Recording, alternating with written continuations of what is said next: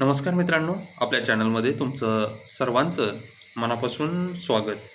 मित्रांनो, आजच्या व्हिडिओमध्ये आपण बघणार आहोत DCS ई क्विक पाहणीसाठी जो सहाय्यक दिलेला आहे, त्या सहाय्यक आपल्या भागामध्ये कोण आहे किंवा त्याचा मोबाईल नंबर, कॉन्टॅक्ट नंबर आपण कसा मिळवू शकतो, हे आपण आजच्या व्हिडिओमध्ये बघणार आहे.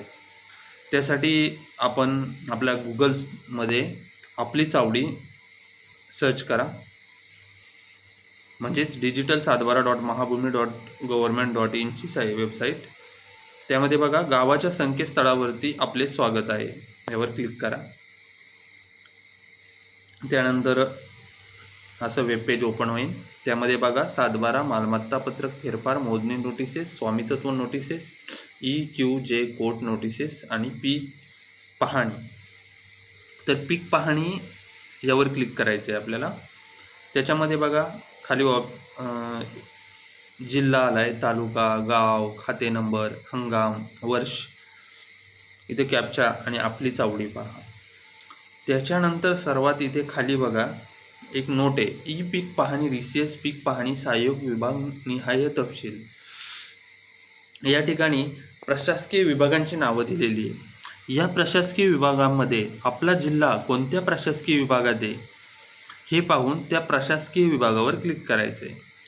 तुमचा जिल्हा जर अमरावती प्रशासकीय विभागात असेल तर अमरावती करा, कोकण भागात असेल तर कोकण, छत्रपती संभाजीनगरमध्ये असेल तर छत्रपती संभाजीनगरवर क्लिक करा, नागपूरमध्ये असेल नागपूरवर क्लिक करा, नाशिकमध्ये असेल तर नाशिक विभागावर क्लिक करा, पुणेमध्ये असेल तर पुणे विभागावर क्लिक करा. ज्या प्रशासकीय विभागात तुमचा जिल्हा आहे त्यावर क्लिक केल्यानंतर एक PDF ओपन होईल. त्या PDF मध्ये त्या प्रशासकीय विभागात जेवढे जिल्हे आहेत त्या सर्व जिल्ह्यांची नावे येतील. जिल्हे, तालुका, गाव आणि जो ई पीक पाहणी सहाय्यकाचं जे आपल्या गावासाठी जो ठरवून दिला आहे त्याचं नाव आणि त्याचा कॉन्टॅक्ट नंबर, अशी लिस्ट येईल. त्या लिस्टमध्ये आपलं नाव आणि गाव, जिल्हा, गाव, तालुका सर्च करा आणि आपल्या गावासाठी ज्या सहाय्यक आहे त्या गावाच्या पुढे सहाय्यकाचं नाव आहे, कॉन्टॅक्ट नंबर आहे, त्यावर आपल्याला आपल्या गावचं सहाय्यक मिळून जाईल. अशाच प्रकारच्या अधिक माहितीसाठी आपल्या चॅनलला नक्की सबस्क्राईब करा.